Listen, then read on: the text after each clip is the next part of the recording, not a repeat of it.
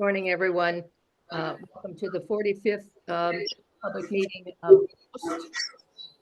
I welcome members of the public and my fellow commissioners and members of the staff who are in attendance. I call the meeting to order. Let me ask for a roll call of the commissioners. Commissioner Baker. Present. Commissioner Bluestone. I think that was me. I can't hear you very well. I'm here. I'm present. Commissioner Calderon. I'm present. Good morning, all. Commissioner Ellison. Present. Good morning. Commissioner Hall. Good morning. Present. Kazarosian. Present. Good morning, everybody. Commissioner Luma. Present. Good morning. Commissioner Talley. Good morning. Present. Thank you. All of the members of the commission, each of my fellow commissioners is present. We obviously have a quorum. Let me turn to the matters on the agenda. Is there a motion to approve the minutes of the excuse me, October 24th meeting? So moved. Is there a second to that motion? Second. I'm sorry, who seconded it, please? Second. Clyde.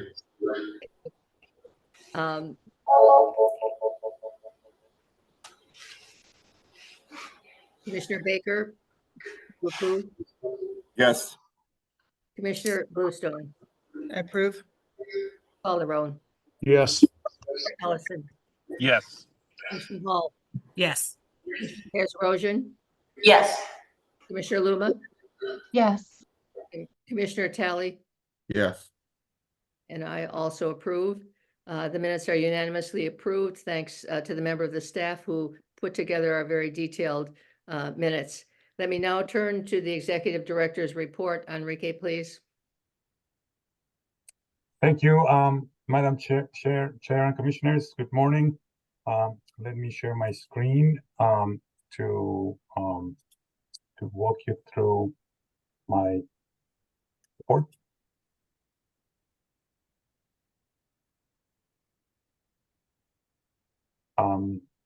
Once again, good morning, everybody.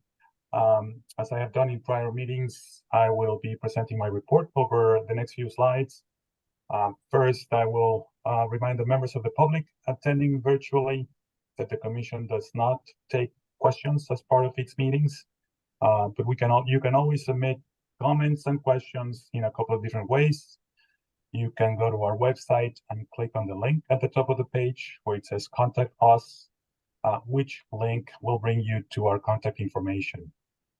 This includes a main telephone number and an email address, posty-comments@mass.gov. And of course, members of the media should always reach to Cindy Campbell, our Director of Communications. Her information is also available on our website.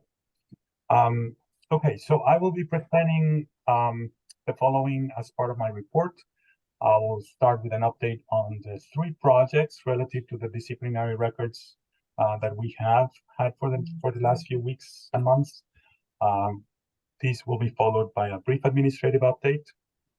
Later on, I will turn it over to our CFAO, Eric Rivelo-Pradas, who will be taking you through it's really item 4 on the agenda. It's item 3 on this presentation, which is the finance update. That's the fiscal year 25 budget, as well as a diversity report. Those are also memos included in the Commission's packet. Okay, so again, I'll provide a brief update of the disciplinary records. We are working to issue an update of previously released data before the end of this week. That would be around December 22nd. This includes some corrections to previously published data that we have received in the last couple of weeks. As I have reported in the past, we are getting requests for corrections, but always require some evidence supporting a change from what may have already been submitted to Post.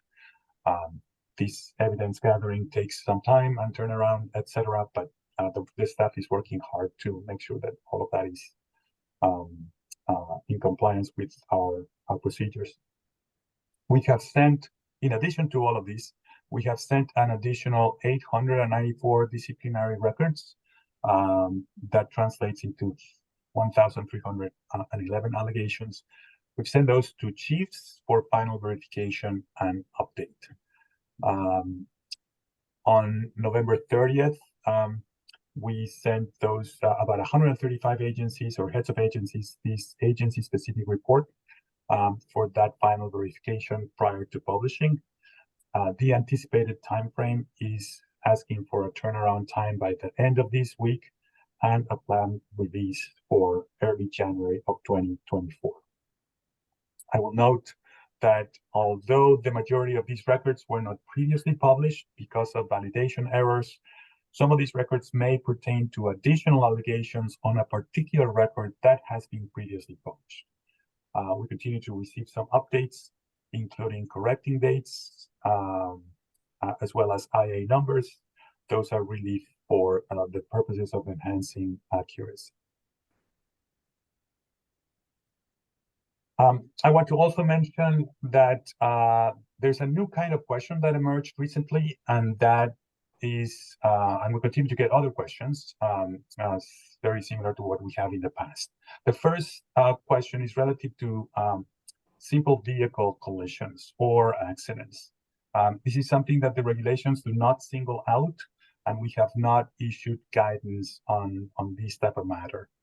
The question is whether to submit all incidents where there has been a vehicle collision, or whether to only require that they submit those incidents that prompt an IA investigation, because sometimes these kinds of incidents do prompt it. As we understand it, these type of incident or incidents are generally classified in two categories: those that are deemed to be avoidable and those that are deemed to be unavoidable. As we understand it, those that are deemed avoidable do not prompt an official IA investigation, but those that are deemed, those that are deemed avoidable generally prompt an IA investigation. Of course, if there's an external complaint about this incident, that should always prompt an IA investigation. Now, my recommended incidents that are deemed avoidable and prompt an IA investigation, we expect that we are getting those as part of the regular submissions, and that is within the 2 business days of that of the incident. My recommendation is to continue to require that those incidents that prompt an IA investigation are indeed those that must be submitted to post. Our assumption is that that should not be very difficult. It should not be very difficult to ascertain whether an incident is avoidable or unavoidable within the 2 business day requirement that the regulations speak is the turnaround time for submitting those reports to post. The second type of general request that we continue to receive is a type of request that generally describes previously submitted records to post as a minor matter that should not have been reported to post or should not be part of the public database. Our approach is to obtain evidence or documentation that the record has been vacated, reversed, or resolved in favor of the officer, and that is specific language in the regulations. Those are subsection 4B1 of 555 CMR 804. Otherwise, we are not inclined to remove those records, even if they were labeled minor, given that these are public records that have already been released.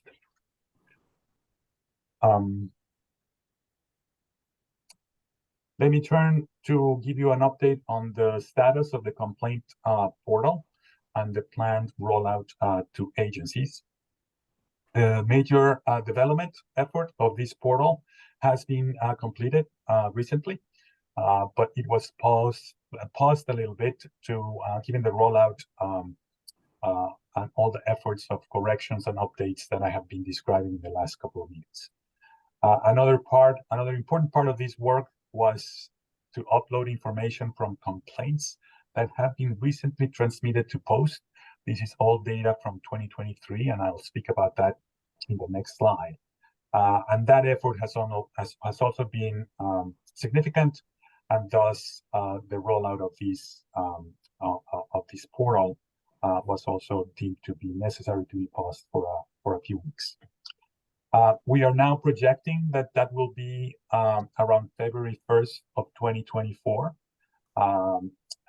During January, we will be reaching out to agencies and decide whether we need to deploy this functionality to a limited group of agencies or to all agencies in order to ascertain questions and user interface concerns. So I'll turn over to the data that I was describing from 2023. I want to mention that there's additional details of complaint and disciplinary information for data ranging from January 31st of 2023, and that is ongoing. The release of these records, the release of prior records pertain to all kinds of information prior to January 31st of 2023, and there has been a lot of information that continues to flow into the dedicated mailbox for submitting reports to Post. The intention is that we will, this has been really a second or a parallel project during all this time, and the intention is to pre-populate the portal with all of these records in order to allow agencies, when the portal is rolled out, allow agencies to then see the record that they have previously submitted via the mailbox and be able to update it as necessary, because in many instances, the initial submissions have been only those of a complaint that maybe has a resolution later in time. Again, when we roll out this portal, agencies will be asked to update the records previously submitted, and that is due in 2023 if they have not already been updated. I'll turn to now a brief update on hiring. We are at the final stages of having two more intake coordinators. We have two offers that have been extended and accepted. The same is true for our fourth enforcement counsel. An offer has been accepted, and she starts. All three of these positions start in January. The intake coordinators start in early January, and the enforcement counsel in mid to late January. There are interviews that are ongoing for two additional technology positions. One is for a programmer, and another one is for a data analyst. And again, those efforts are ongoing. And we have posted recently, and the posting has closed for two additional positions within the general counsel's office. Again, that effort lags a little bit behind the efforts above, but it's also ongoing. I'm going to pause there and see if commissioners have a question about what I have just reported before I turn it over to Eric for a budget and diversity update.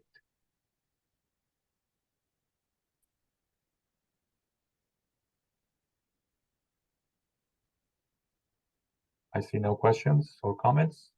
Oh, I think, Commissioner Nelson. go ahead, Larry, please. I'm sorry, just one quick question. The two positions that you posted that in Randy's office, what were those for? Just It's two counsel positions. Okay. One is deemed to be hopefully focused on certification matters, and another one for a lot of the work that they have. Brandy, do you want to expound on that? Not too much. As you said, one is entitled Certification Counsel, so would deal with some of the more complex certification matters at the different stages, primarily, and working with the certification division. And the other is a more general attorney position that could work on a variety of things. thank you. And I think Commissioner Luma has a question as well.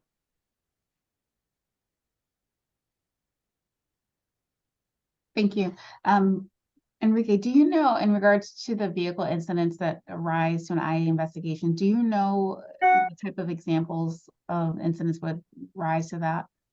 Like, is it driving under the influence? Is it harming someone else? Like, what are we talking about here? Yeah, where it's a combination of things, where the officer may have been at fault for a variety of reasons. That generally does prompt an IA investigation, and those are really the kinds of incidents that we want to hear about. If it's something where the officer is not at all at fault, and that's part of the unavoidable nomenclature, it's something that I'm sure gets gets resolved in whatever ways, fleet insurance or whatnot. So those we would be clearly not interested in asking for that kind of information, so that's typically what we understand is how they deal with these kinds of incidents. There's a parallel to the use of force, which we hope to address via regulations in the near future. There's a number of reporting of use of force that agencies already do to the federal authorities, and that we will be getting. There's a lot of use of force reports that agencies already do. They do in very different ways. We want to make sure that we capture those that are generally prompting an IA investigation, either because there's a complaint or there's something that appears excessive or needs to be reviewed. We don't necessarily want all reports of use of force, which could be really, really a lot, when it comes to capturing information. And just to give you a quick example, some agencies simply placing somebody in handcuffs is something that gets reported as use of force, and that's not necessarily something that we want to be concentrating on capturing. Thank you. Thank you. Any other questions? If not, Enrique, thank you very much for that report, and thanks to those who have worked on the matters that you've discussed, members of the staff. Let me turn now, as you indicated, to our Chief Financial Officer, Eric Rebello Pradas. Thank you, Madam Chair. We could go to the next slide, please. Excellent, thank you.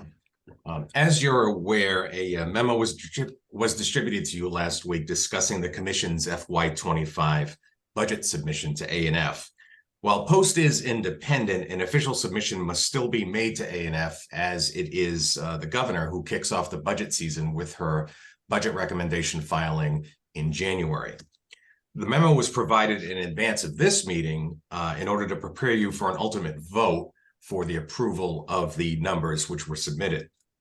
This table displays our budget numbers for each spending category with subsequent totals.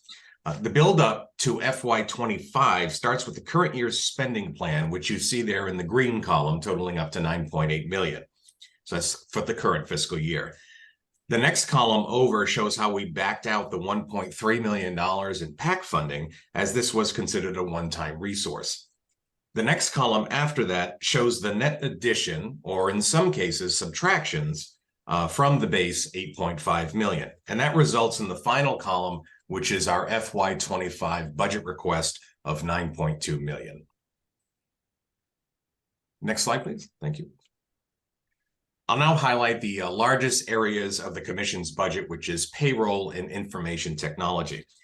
This table walks you through the buildup to the FY25 payroll. Notwithstanding the 9 commissioners and the 3 hearing officers, you will recall the Commission expects to onboard a total of 46 positions by the end of June 30th, the end of this current fiscal year. We are currently at 36 filled positions. For FY25, we intend to hire an additional 7 positions, as well as 3 additional hearing officers. Also factoring in an up to 4% COLA, that gets the payroll to a total of $6.8 million. I'm sure you've already noticed that the major decrease in our IT costs, it was a drop of 61% year over year. This is mostly due to our shrinking sales force development cost, as you can see displayed here. We have been predicting this occurrence since the very beginning, as we knew the upfront core infrastructure and other related costs would be the highest. And you can see that especially with FY23, the first year that we started building Salesforce, almost $3 million in spending there. We are now moving towards only maintenance-related costs, such as licensing, storage, bug fixes, things of that sort. And you can see that displayed in the final column, FY25, all the way to the right. And you can see how most of the expenses now geared towards maintenance spending, which is much, much cheaper than building. Thank you. This slide is mainly for your reference. It's an update from the one that was provided with the budget memo last week.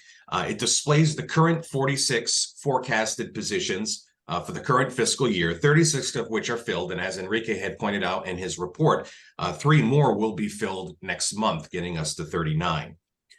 This chart also includes the positions that are projected for FY25, the 7 additional positions, and you can see those highlighted in red.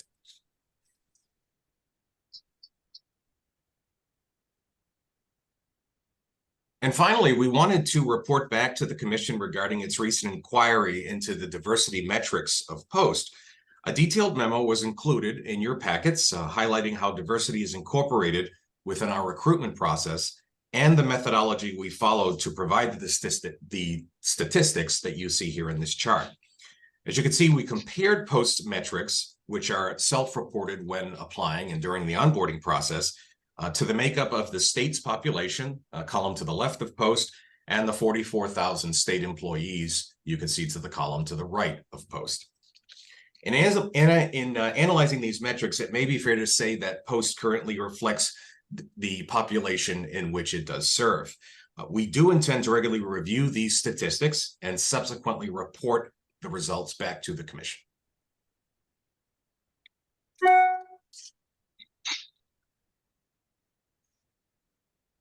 Thank you, Madam Chair. Thank you very much, Eric. Are there questions or comments from my fellow commissioners? Commissioner Ellison, please.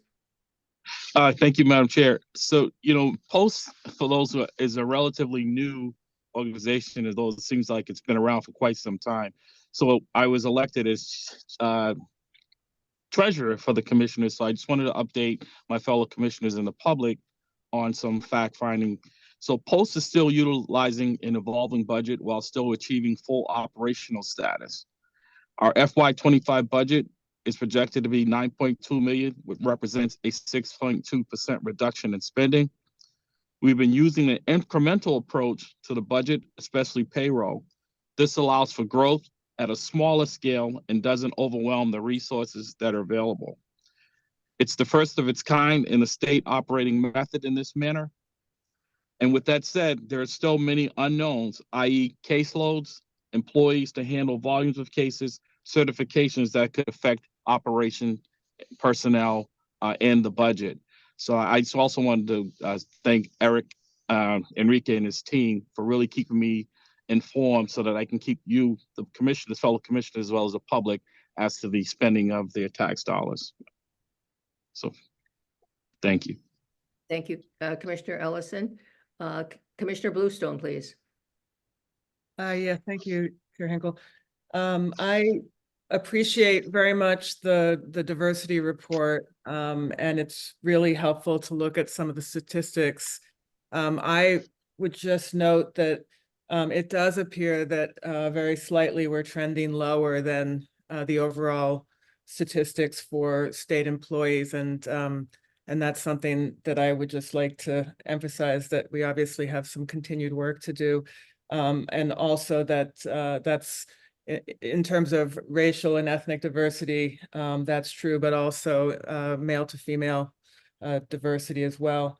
And the other question that I would have just about those statistics is how that's reflected also in the management as compared with the general staff.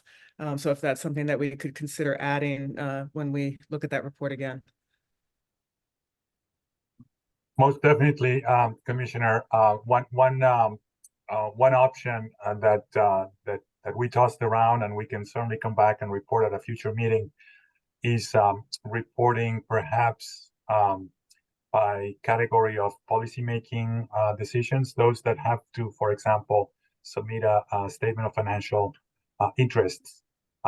This means that those are people that like you and me, frankly, that are in policymaking type roles, and everybody else. That could be one way to to distinguish or report out. We want to be careful and respectful about getting too granular and identifying things like disability and things like that. So we will not go down that path. But the effort is really, or rather, the thinking is that we will report periodically, especially as we're growing. I can tell you the three people that already accepted are all female, and that changes the percentage periodically, as you can imagine. We can come back, of course, periodically. Thank you. Thank you. Are there any other questions from any of the commissioners or any comments? Don't think I see any. So thank you very much, Eric, Larry, Commissioner Ellison. Thank you very much for your efforts. The collaboration that you've had with our Chief Financial Officer, I think, has been very beneficial to POST. And thank the members of the staff who have worked on the matters that have been just addressed. And I think with that, let me move on to the item number 5 on our agenda, the recommendation to establish a subcommittee on certification policy. Enrique, please. Yes, thank you, Madam Chair. Included in your packets is a memo from me about recommendation to establish a subcommittee on certification policy. As I had reported at last commission meeting, we anticipate several important policy recommendations to be dealt with in the coming year. They of course, given the nature of these type of areas, they will likely require consultation with stakeholders, and by all means, they will require close collaboration with the NPTC and others. The main policy areas we have identified and are outlined in the memo are really the policy and approach for the second round of recertification. That includes, of course, verification of compliance with certain certification requirements. A second area is officer psychological and physical wellness. And yet a third area could be that of plans and options or alternatives for agency certification. So given that these areas require planning, they have implication on the type of technology tools that we need to build. My recommendation is that we establish a subcommittee of the commission. As I recommend, maybe to include 2 or 3 commissioners, and in order to again address these policy areas in the very near future.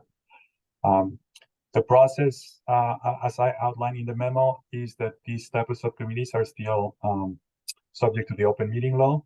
We have all the infrastructure to support that with agendas and minutes and things like that. The way to incorporate or decide on who to include is really up to you.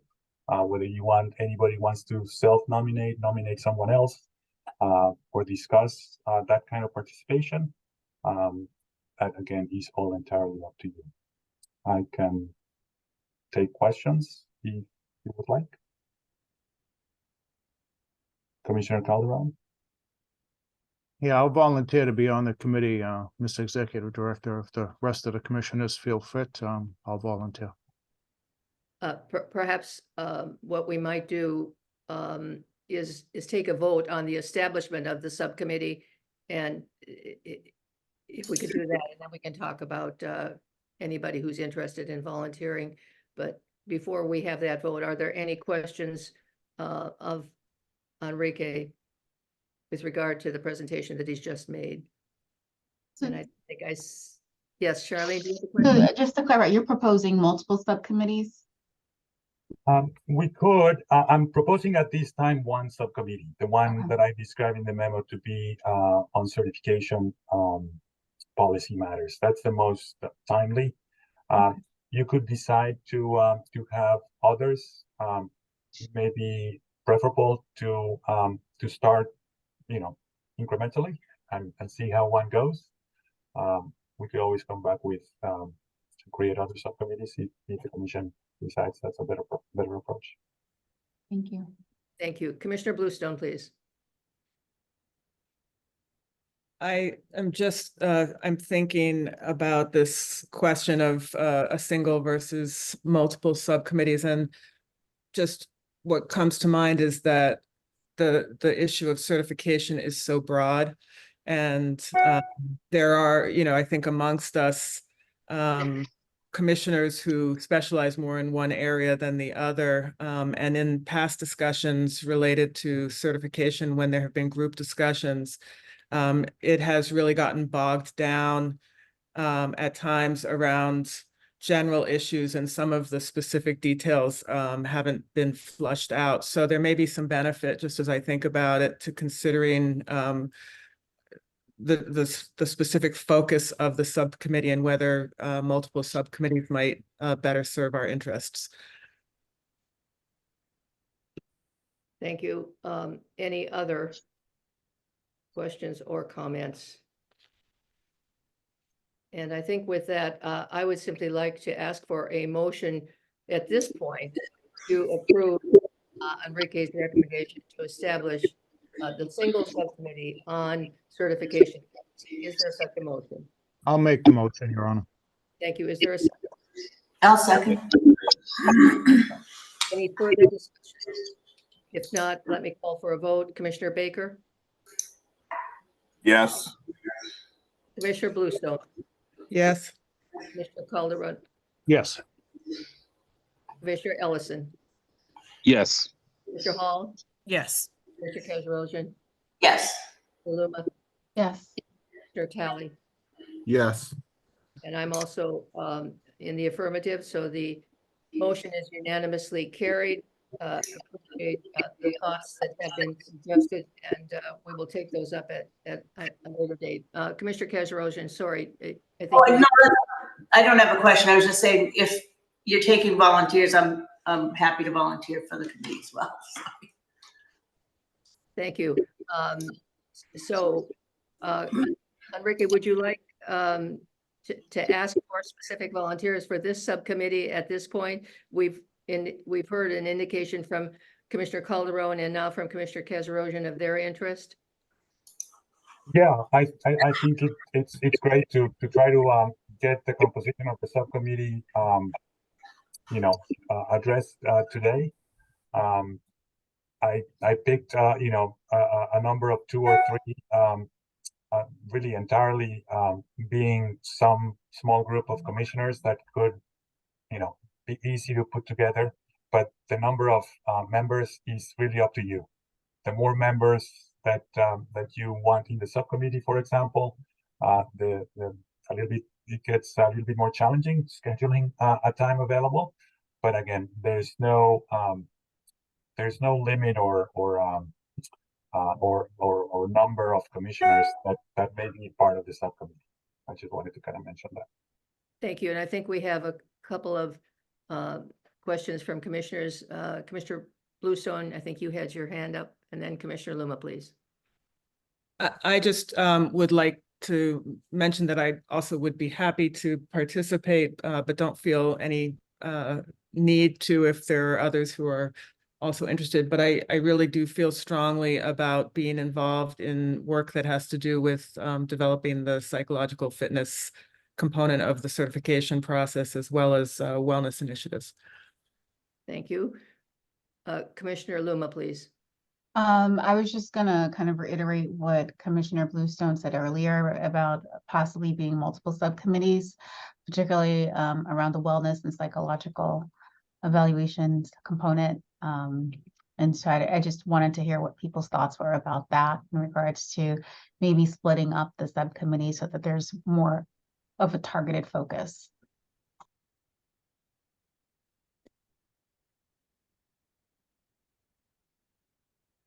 Commissioner Calderon. Thank you, Madam Chair. It seems the concern about the health, wellness, and psychological aspect of the subcommittee is the biggest concern out of the three topics. And I would also share that is going to be a major concern for the rank and file that I represent, which is why I immediately wanted to volunteer for the committee. The other two issues are important, but this is definitely the biggest of the three. So I'll support whatever the rest of the commission wants to do, but the executive director seems to have wanted to put a smaller group together to get to some kind of conclusion to bring back to the larger commission. And Mr. Director, of course, I don't speak for you, but I support that idea because we've all said the same thing, that smaller groups tend to work a little bit more efficiently. So I just thought I'd add that all in. Thank you. Commissioner Ellison, please. No, I was just going to say, I think that the three commissioners that raised their hands so far, it really is a good variety of backgrounds to start with. And if we needed to add to that, I think that would probably be the approach if no one else is interested this time. But I'm very comfortable with the three folks in their backgrounds who've raised their hands to volunteer for this subcommittee so far. Other questions or comments? Let me then go back to you, Enrique. Your thoughts at this point in terms of the issues that have been raised? Well, if the commission is comfortable with creating the subcommittee with, as Commissioner Ellison was discussing, the three members who volunteered, we could have a meeting, schedule a meeting, discuss, brainstorm, etc., report back to the commission, and perhaps at that time, we could come back with additional recommendations, like we need to have a separate subcommittee, perhaps to only address a broad area, maybe where we have a better sense after that how to better sort of divvy up the work ahead of us and accomplishing the main goal. That was my recommendation. Start with one and see how that goes and report back. I think I see several hands or suggestions with body language that the commissioners are approving your suggestion that we move at this point with that, and that we take up segmentation in the future. So I think unless anybody objects to that approach, we will move forward at this stage with those three forming the subcommittee after approval of the motion. And thank you, Enrique, for the suggestion that we set up this subcommittee. All right. Thank you. And this just for confirmation, it's Commissioner Casarosian, Calderon, and Russo, right? Correct. Okay. Thank you. And then I will now move on to item 6 on the agenda, the legal update, and turn to our general counsel, Randall Ravitz. Thank you, Madam Chair. I will share my screen.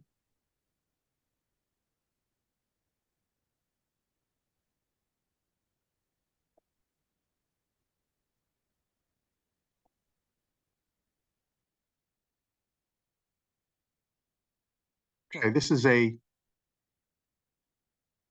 update regarding an issue that's been presented on previously in May and in November, which is maintaining, reporting, and auditing of law enforcement records and information.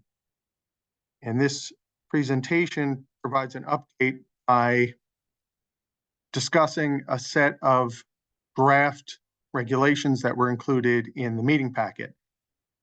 Though that draft set of regulations is consistent with what was discussed in those presentations given previously, but I want to be very clear that this was intended just to be an early draft to provide a starting point and to generate discussion. It's not being put before the commission with a request that there be a vote, and it's understood that there's more work to be done.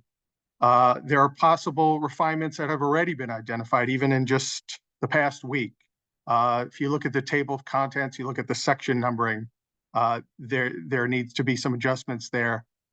The section dealing with areas of examination and audits can be refined more. We have some ideas for some more detail in there.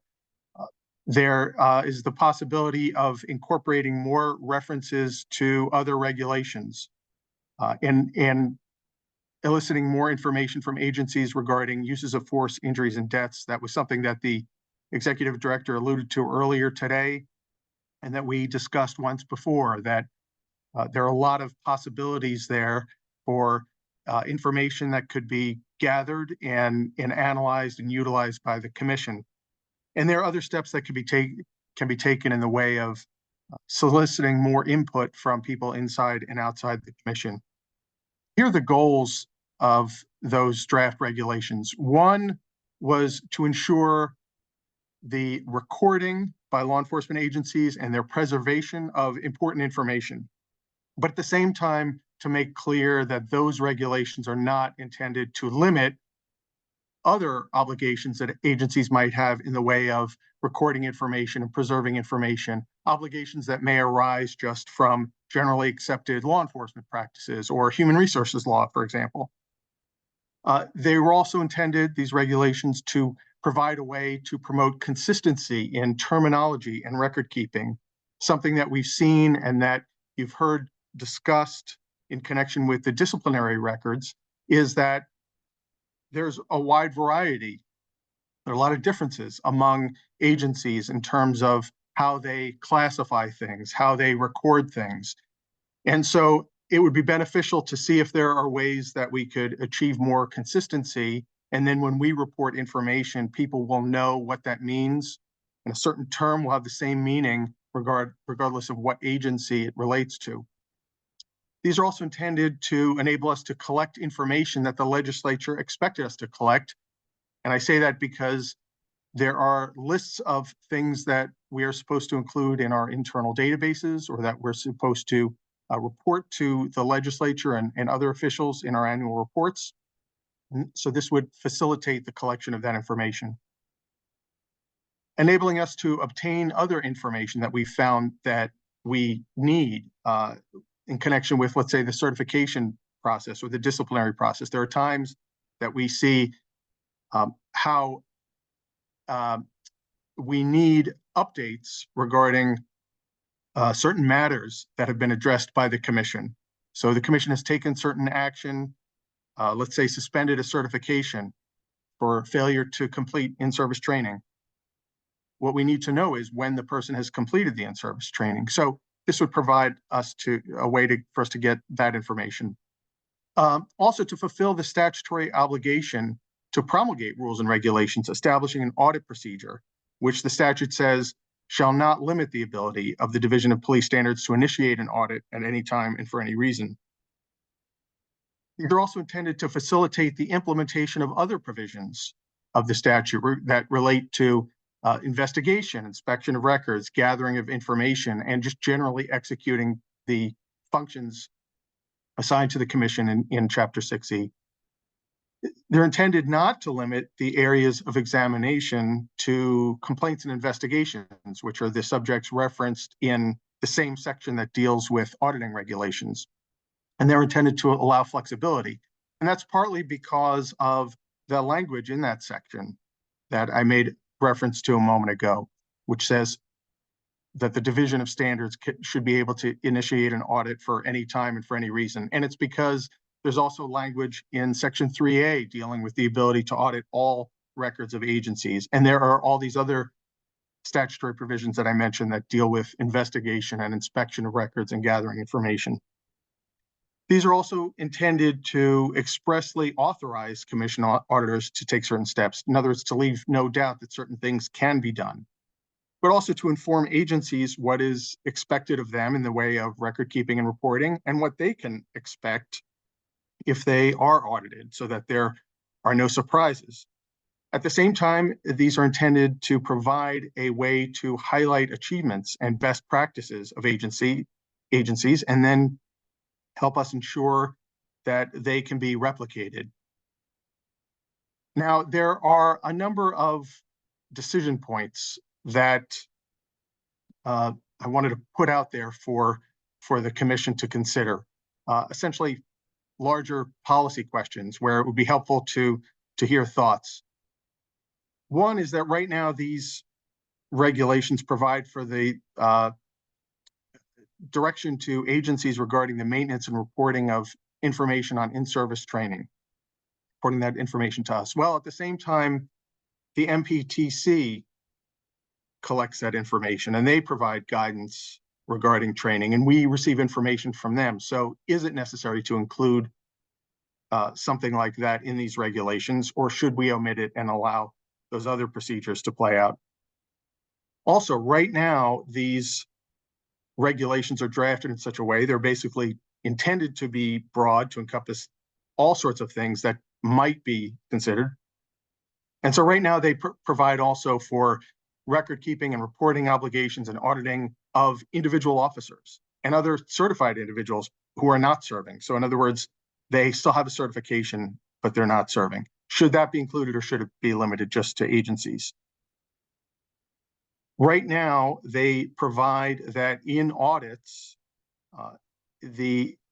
our commission would not just look at the record keeping and reporting done by agencies, so not focus mainly on records themselves, but would also use these audits as a vehicle to look at how well agencies are complying with various sources of authority and directives and standards, and to look at their general performance in various areas. So that's often referred to as a performance audit, as opposed to something more narrow.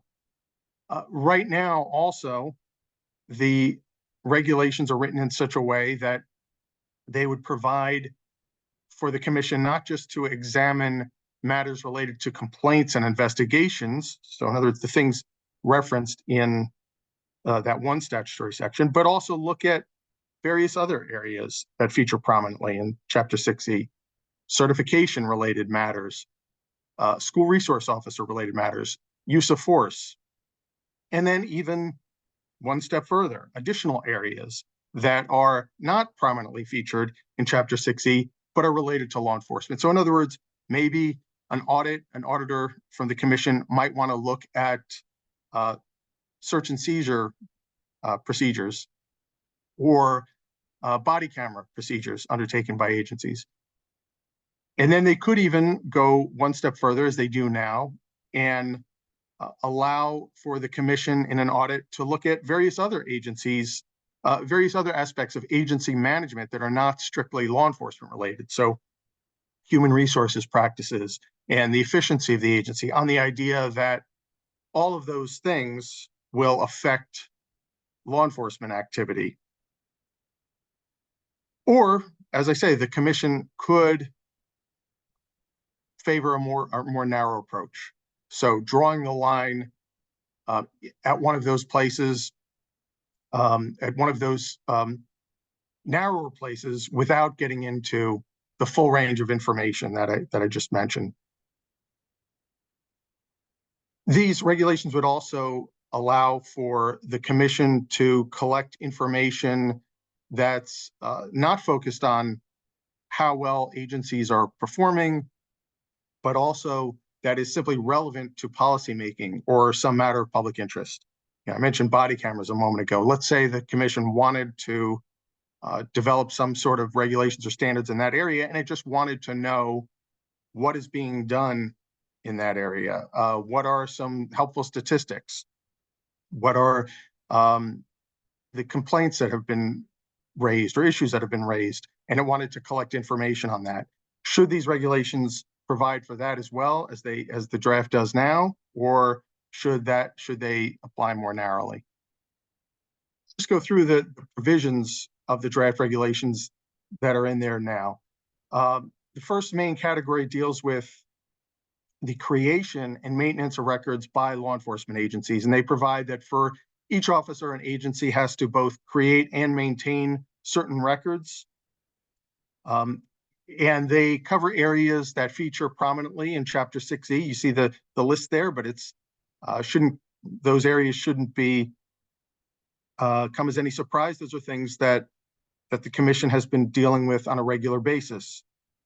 It would also provide for the maintenance of records dealing with commendations received by officers. And I wanted to highlight that because back when the commission was considering the regulations dealing with recertification, there were people who said that the commission's decisions should also take into account awards, commendations, things of that nature received by officers. And that was incorporated in those, and then that was carried over to other regulations and policies. So they provided for that type of thing as well. And I think it shows two things. One is the commission's commitment to not just looking at the negatives, but also looking at the positives regarding the service of officers, but also the commission's commitment to taking into account input received from the public in developing regulations and policies, and remembering the feedback that it receives as it moves on to new areas. These draft regulations right now would also provide for an agency to maintain certain other records that is already created. So in other words, not requiring them to create them, but keeping them if it has created them. So one area is every record related to alleged misconduct. Another area is every policy, which is defined to include various types of official rules and so forth. And official communications of policies and reports and job descriptions and contracts, as well as records exchanged with other auditors and their reports. It would also, as I said earlier, it would give the commission the ability to require consistency and certain types of terminology or record keeping practices. And also for the agency to comply with the personnel record statute that we've talked about before, which among other things gives an individual employee the ability to obtain corrections of incorrect information. Employers are already required to comply with that, but this would give the commission a way to enforce that and ensure accuracy in record keeping. There would also be a provision expressly requiring accuracy in record keeping, so that way the commission could take action if that's not done.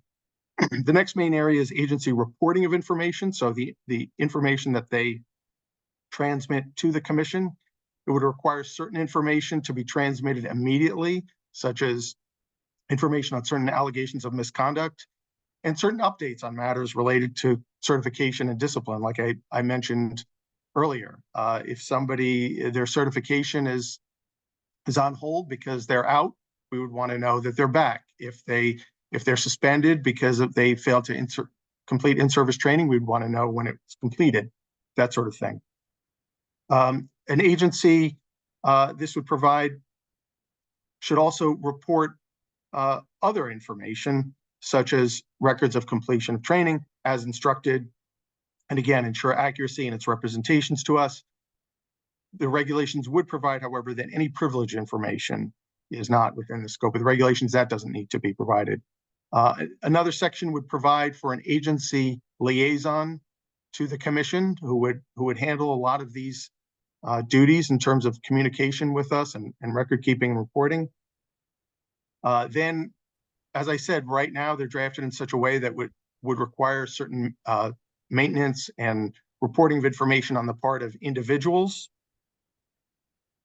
and that those are similar to but more limited than the agency provisions. And then the next couple of areas would provide for procedures for audits. And one subsection within that area would authorize agency auditors, or commission auditors, I should say, to require certain steps to be taken by agencies. And this is consistent with generally accepted auditing practices. And it would would authorize auditors on behalf of the commission to take other steps that are also consistent with generally accepted government auditing standards.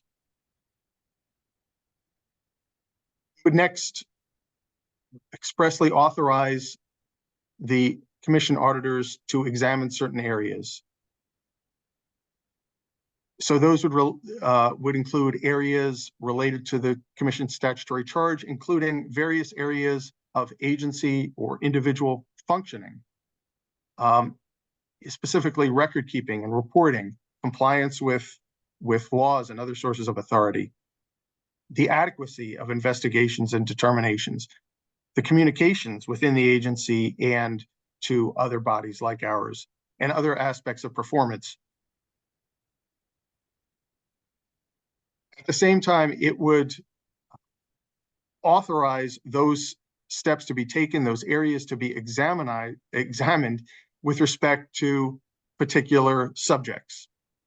And what are those subjects? Well, areas that feature prominently in Chapter 6E, I mentioned earlier, as well as other areas that relate to law enforcement, like evidence disclosure, civil rights, criminal procedure, and areas that are not strictly related to law enforcement, but relate to agency management, like labor and employment and public records. As well as I mentioned earlier, other substantive information that the commission would find useful in developing policy or in examining some issue that is of interest to the public. Just the last couple of sections, one would give the commission the power to obtain statements from members of agencies, such as those authenticating records. And then finally, it would allow for the commission to enforce these regulations and to take action based on any information that it receives by making a referral to an enforcement authority or taking disciplinary action or assessing a fine or fee, as the statute allows us to do, but only by a vote of the commissioners. So again, there are further steps to be taken, more research, more solicitation of ideas, more drafting, and any thoughts are invited. And what is particularly helpful is if people can take the draft and redline it, propose text, say exactly what they would want to see in these regulations, not because we're not willing to take that step ourselves, but because that is the best way for us to really understand what it is that somebody would ideally like to see in there. So thank you, and if the chair wishes, I can entertain questions or comments.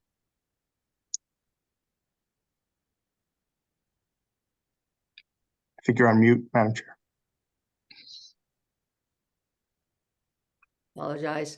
I see we have some questions. Let me start with Commissioner Ellison, please, and then Commissioner Big. Thank you, Randy. I have a couple of questions. First, are the mechanism for audits of police agencies so that we're making sure that their records are in compliance with what they're sending to the post. Is that in place, or is there a mechanism for that? Well, the commission could do that even now, but so far we don't have a set of regulations that governs that. Specifically, we don't have a plan for exactly how that would work. So this would spell that out. And again, the statute requires the commission to adopt rules and regulations that would spell out an audit procedure. But so, because currently, yeah. So currently, right now, we're basically whatever they send over, we're saying that is what we have. But if we went back and checked, would that stack up? We don't have any way of knowing whether or not what's in their files is what we're actually getting. We're just taking the word of the department that that's what we have. Right. I mean, there are certain particular cases where, let's say, a disciplinary matter or where a certification challenge has been brought, where we would get information from the agency and undertake a deeper dive, looking at the facts and what support there is for them. But with respect to the broad range of information, so let's say all the thousands of lines of disciplinary record information that we've obtained, there has not been yet even the capacity to let's say, go through agency records and see how accurate they are and what the differences are from one agency to another. So this would provide at least a mechanism to do that. And I don't know if the executive director or anyone else would like to. So let me just follow up on what you said. So for instance, the case that we got that's being investigated, I think it would be prudent for us to be able to go and look at least those cases. That's not a whole lot. If it's one that we're actively looking at for certification or some other reason, that we should be able to go to that department and look at that case file. Yes, and we can do that, and that type of thing is often done, but again, this would provide something different. Let's say going to an agency and saying, look, we want to, for whatever reason, something prompted it, we want to examine how well you're keeping records. And as I said, it could go one step further into that and say, and by looking at the records, we're also going to be examining how you function and how well you comply with the law, and whether there are ways that you can improve your functioning, and how it compares to what we're seeing from other agencies, and whether there are best practices that you're employing that we'd want to encourage everyone to adopt. And my second question, after the last meeting, the last post meeting, I get quite a few calls on SROs, particularly in Boston, on whether or not, if an MOU is in place, our officers are any type of liability operating. For instance, Boston, after 2 years, still doesn't have an MOU, probably one, if not the only department that doesn't have an MOU with their school system. Are the officers operating as SROs? They've already done all the training, but the MOU is a big part of that as well. And if that's not in place, are they really operating as SROs or just as regular police officers? Well, the way that the SRO regulations that the commission approved have been drafted, somebody would be considered an SRO if they perform all of those functions that are listed there. And there's a set of them, and it's derived from the statute. And if somebody is really, if they're doing all of that, then they would be considered an SRO. And yes, then there should be a memorandum of understanding and operating procedures, because if not, it would basically be circumventing that whole statutory scheme. But if somebody is not doing all of those things, then they would not be considered an SRO, and it wouldn't trigger all of that. Right. So I guess, again, the follow-up is that if they've completed all their SRO training, which Boston has, but the school doesn't have an MOU with them, are they SROs as far as recognition and protection operating in the schools? I would say it would depend on how extensive that person's work is in the school. In other words, let's say you had somebody who was a full-time officer. They're in the school. They're really devoting themselves fully to the types of things described in the SRO statute.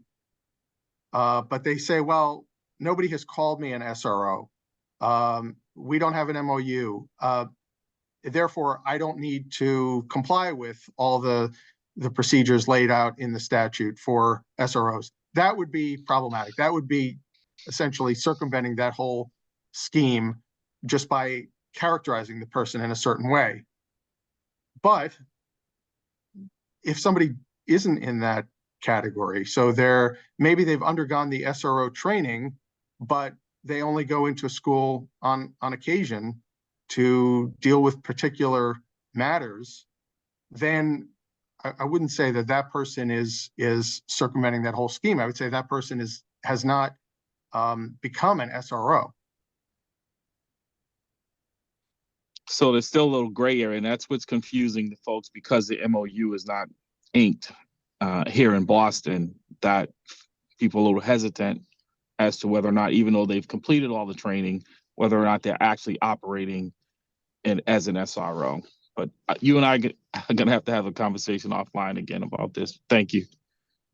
Thank you. Commissioner Baker, please. Yeah, just a couple of quick questions. What is the time frame for the feedback on this? to get this policy in play?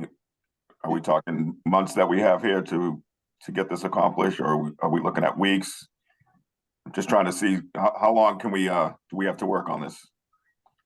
Right. Well, there's no deadline in the statute. There's no strict time frame. I think just as a good rule of thumb, if we could make some more progress between now and the next commission meeting, that would be good. But I'm hesitant to say anything more than that. And as with other things, if other people want to answer that question. Well, there's a lot here to undertake. Right. And we just got to keep in mind that, you could have a department that ranges from 3 officers to 3,000 officers. So it will not be, one size fits all. So there's a lot of work to be done. It can be done, but there's a lot of work to be done. So I just want to make sure, that's why I asked that question. This can be accomplished, but it's not going to be accomplished overnight. Understood. And the second question I have is, way before my time, going back to the statute, when the statute was created, was there any reach out to a post commission across the country that's been doing this for a while that somebody, received some policies and wrote this statute that we could now refer to, or was this just written just to be written? I shouldn't say just to be written, but it was just written without any guidance from somebody that's already done this. Yeah, as far as the statute, I'm not aware of any efforts like that were undertaken. That doesn't mean that there weren't in the legislature, but I'm not aware of anything. In developing these, some of the sources that have been relied on are generally accepted government auditing standards, which are developed by the federal government, but applied by governments at different levels. They're actually referenced in a couple of statutes in Massachusetts. And then a couple of publications, and I can give you the name if you want, that specifically deal with auditing of law enforcement records and law enforcement inspections. And then looking at regulations by DCJIS, the Department of Criminal Justice Information Services, which has a statute that allows them to audit agency records. Just some informal conversations with the auditor's office and the inspector general's office. And so looking at those things at models, but yes, there is more that could be done. By the way, just to respond to your first question, I'm hoping that if agencies look at the list of what's required, that with a lot of those things, they'll say, yes, we already do that. That's a key piece of human resources information or something that directly relates to our interactions with the commission. And so we're already doing that. Note that also in the section dealing with the maintenance of records, there's a long list where it starts off by saying, a record of each of these things. So in other words, we're not even saying in this draft exactly how extensive that needs to be. We're not saying a whole series of records, just some record of it for now. I agree with you. A lot of the stuff you're saying that you put on your presentation, it's being done. But like everything else, it's just not being done universally the same way. So, all right, you answered my questions. I won't tie this up any longer. Thank you. You're not tying it up. Moving on, Commissioner Talley, please. I'm just looking at the end in mind. I don't want to oversimplify, what you're looking to do, but it sounds like these are individual things that are being done, just looking to formalize the gathering of the information and also the obtaining of information to help us with our decision making. Is that the end in mind? Yes, and that's part of it, and also part of it is to provide a way to, on occasion, take a close look at an agency's records to evaluate not only its record keeping, but how it's performing. And that's something that's done with government agencies generally by the state auditor's office. It's done with other institutions. And lots of times the organization itself will hire somebody to do that. They'll hire a consultant to come in or an auditor to come in and do that. So here, this would be a way for the commission to do that. But as far as the first part of what you mentioned, yes, there are times where, as I said, let's say somebody, they're automatically suspended because they've been indicted for a felony, and then the felony charge is dismissed. Well, we'd want to know that. Please make sure to tell us that. It benefits them to tell us that. I can't say exactly what'll happen next, but but in some cases there are things like that, or conversely, if somebody has been arrested, we'd want to know that too. But there are things like that where we want to make sure it's clear that needs to be reported to us. Thank you. All right, makes sense. Thank you. Enrique? Yeah, thank you. I was just going to expound on perhaps answers that Attorney Ravitz has already provided to some of the questions. But the idea of having audit procedures or audit regulations is to really signal and tell the agencies what could be or what's a priority for the commission. What could be audited doesn't mean that will be audited.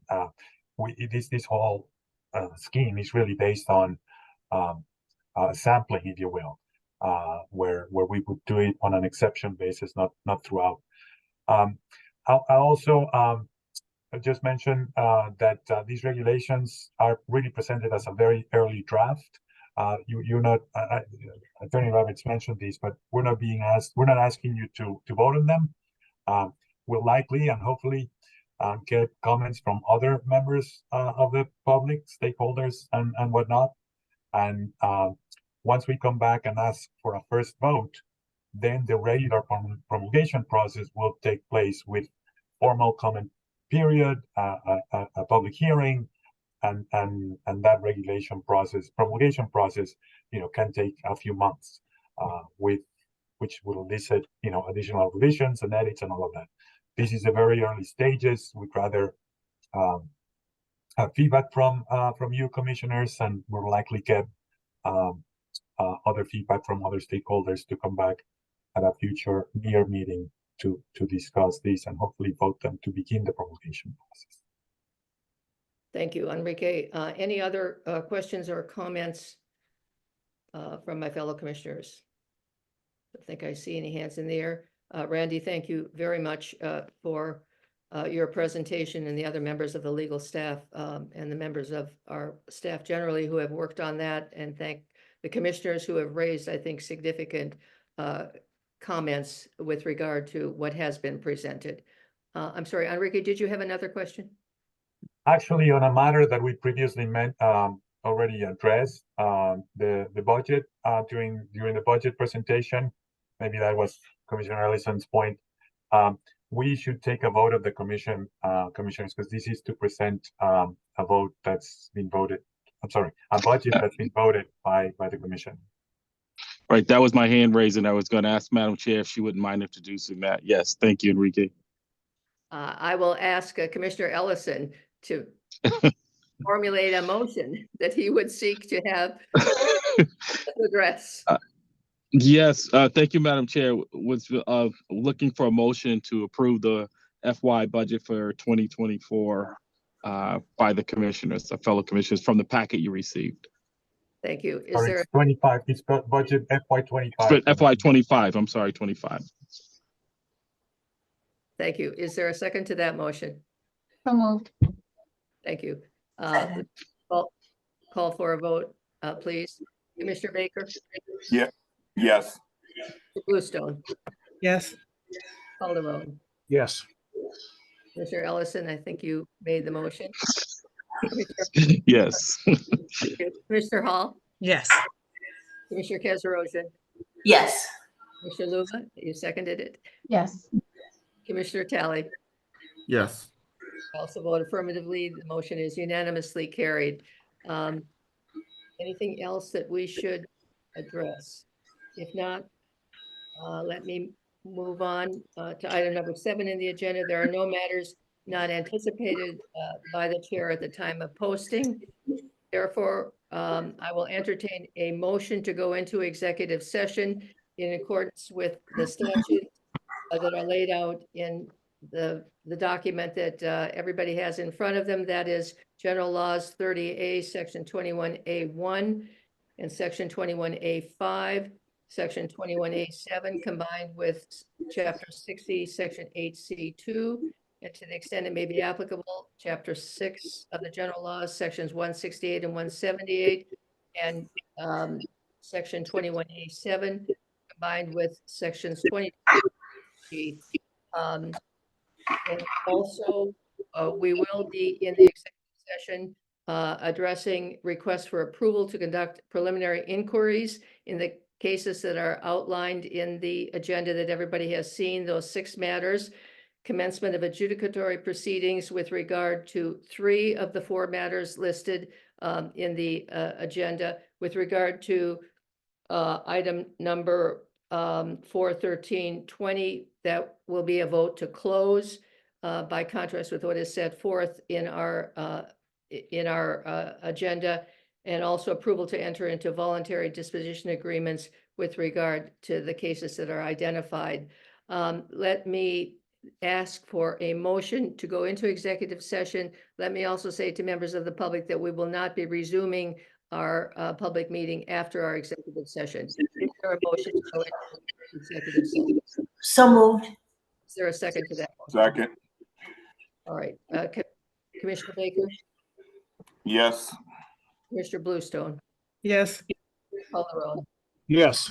Commissioner Ellison, Yes. Commissioner Hall, Yes. Commissioner Kanzarosian, Yes. Commissioner Luma, Yes.